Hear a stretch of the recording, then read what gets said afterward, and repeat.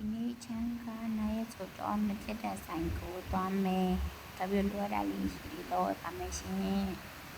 စပိန်ချမယ်အပေါ်တက်မှာဆိုတော့စပိန်ကိုကိုယ်တိုင်ချပါမယ်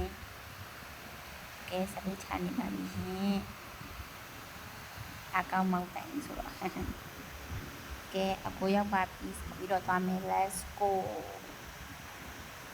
ကားချမ်းကဟိုပချမ်းမနေတာဒီပချောင်းကားလည်းတော့အရင်လိုက်ရပါတယ်ချမ်းတို့ရဲ့ပချမ်းကားဆိုင်ကန်းနေများတော့လူတော့နည်းနည်းတော့စီတယ်ဒါပေမဲ့ကားလမ်းနဲ့ကျတော့နည်းနည်းတော့ရှုပ်တယ်သွားနေကြနေရမဟုတ်တဲ့အခါကျရင်ကားလမ်းနည်းနည်းတော့ဥစားဖြစ်တယ်ပြီးရပေါ့နော်ဒါဆိုရင်ခုနကဆိုင်ကန်းနေကြော်လာတော့ဆောက်လုပ်ရေးတွေရှိမယ်ဟိုတယ်တွေရှိမယ်အိမ်ငန်းတွေလေးလည်းရှိတယ်ရှင်အရှိဆိုရင်တော့ရောက်ခံနေပါပြီဒါဆိုရင်လည်းအသိဖွင့်ထားတဲ့အစားတောက်ဆိုင်လေးရှင်အရှိဆိုရင်ဒီဘက်အမီကိုရင်သွားမယ်ရှင်ခဏနေမိပိုင်းမြင်တာကြပါတယ်ဒီဘက်ကကျတော့နေတအားပူတယ်အကြနေဆိုတော့လေလီရှာနေတအားပူတယ်ကွယ်ပြောနေတော့ဆိုရင်လည်းမိပိုင်းကတော့မိသွားပါပြီကိုယ်မှာတော့မြင်နေရတဲ့လက်ချက်တန်းဆိုင်ဆိုပြီးတော့ကဲဆောင်ပါမယ်ကဲမိပိုင်စင်ဝါပါပြီလက်ချက်တန်းဆိုင်တော့ရောက်ပြီဘာတွေဝယ်မလဲဆိုတာလိုက်ကြည့်ကြပါအောင်အရင်ဆုံးဘာတွေရှိလဲဆိုတာရေးပြပြီးမယ်နော်မုတ်တွေရှိမယ်မုတ်တွေကတော့အစုံတော့ရှိတယ်အသေးသေးလေးလိုချင်လားအကြီးလိုချင်လားအဆင်ပြေတယ်ဒါပေမဲ့ဒီတစ်ခေါက်ရှိတစ်ခေါက်ကသွားတော့ဆိုင်ကမုတ်တန်းဆို2တန်းရှိတာအခုကဒီဘက်ချက်တန်းပဲရှိတော့တယ်သူတို့ဆိုင်ကိုတုတ်ပလိုက်တော့မုတ်ကတိတ်မရှိတော့ဘူးမဆိုခွက်တွေစုံရှိမယ်စက်ပြားတွေအကုန်အစုံရှိပါတယ်အသုံးဆောင်ပစ္စည်းမှန်များဒီမှာအကုန်ရပါတယ်ရှင်ဈေးလက်တန်တာဆိုတော့ဈေးလက်တန်နဲ့အရင်လက်စီမကြည့်ဘူးကိုလိုချင်တဲ့အိမ်ဆောက်ပစ္စည်းအင်ပစ္စည်းအကုန်ရှိပါတယ်အိမ်သုံးပစ္စည်းအကုန်လုံးရှိပါတယ်ဒီမှာဆိုအလားစဉ်ပစ္စည်းတွေပန်းအိုးတွေအကုန်ရှိပါတယ်ခွက်တွေပလုံးတွေကစတောက်ကုန်မရပစ္စည်းကုနီကစအကုန်ရှိပါတယ်ရှင်ပန်းအိုးတွေလည်းရှိပါတယ်ဒီမှာအမိုက်ကစားရှိပါတယ်ရှင်ပုံးတွေစလုံးတွေစင်တွေအကုန်ရှိတယ်အမိုက်ပုံးအကုန်ရှိပါတယ်အဲ့ဒါအကုန်လုံးမှာဈေးကြီးတယ်လို့ထင်နေတော့မှားတော့ပါလိမ့်မယ်ရှင်ဈေးကတော့နှစ်ချက်ခွဲရနေစားပြီးရှိပါတယ်ရှင်ဘုဒ္ဓဆိုရင်နှစ်ချက်နဲ့တာသုံးဆိုပဲရှိပါတယ်ရှင်အစားစားတော့ရှိတာပေါ့ပစ္စည်းချင်းကြီးသလိုဈေးကတော့နည်းနည်းတော့ကြီးသွားမှာပါရှင်အပြင်ကုန်းတိုင်းမှာဝယ်ရတာတဲ့ဆိုင်ဒီမှာတော့ဈေးတအားတန်ပါတယ်မဆီ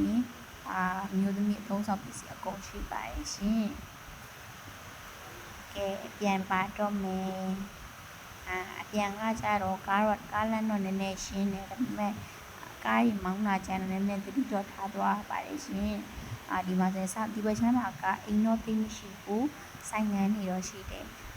ဒါပေမဲ့ဆောက်လုပ်ရေးတွေကတော့ခုမှစနေတော့ဆိုတော့နည်းနည်းကြာဝိုင်းတော့လူတွေစီလာမယ်လို့ထင်ပါတယ်ရှင်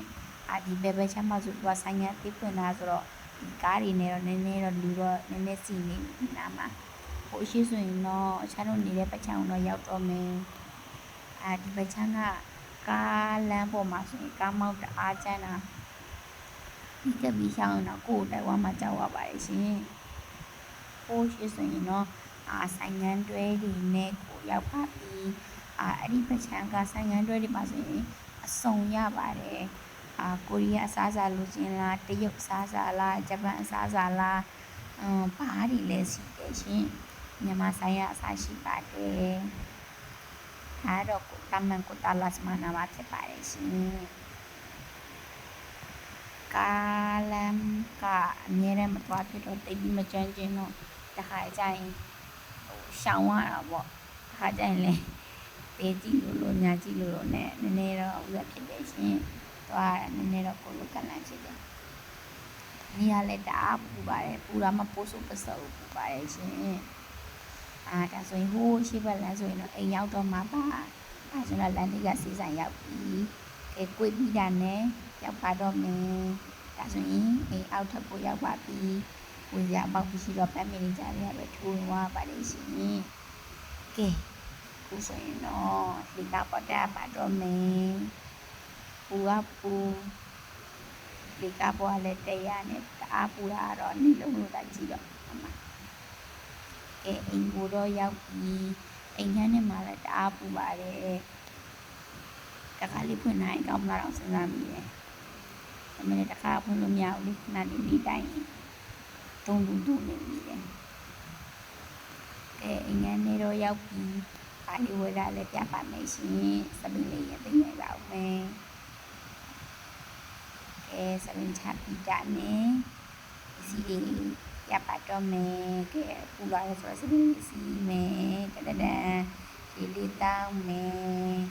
မောပြီးโอเคစမယ်အဲဝယ်လာခဲ့လဲဆိုတော့ဂျာဆန်ကျော်အထုပ်ကလေးဝယ်ခဲ့ပါတယ်စီဒန်နာနဲ့နှစ်ထုပ်ဝယ်ခဲ့ပါတယ်လောဘကြည့်တာပေါ့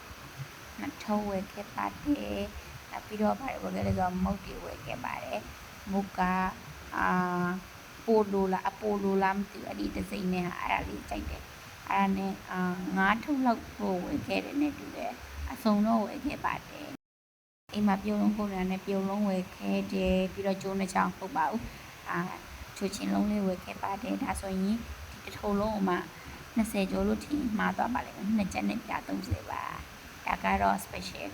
မှန်ပါနှစ်ဖက်ကြီးမှန်ကိုမှသူကတစ်ဖက်ကအသေးတစ်ဖက်ကအကြီးမြင်ရတာဖြစ်ပါတယ်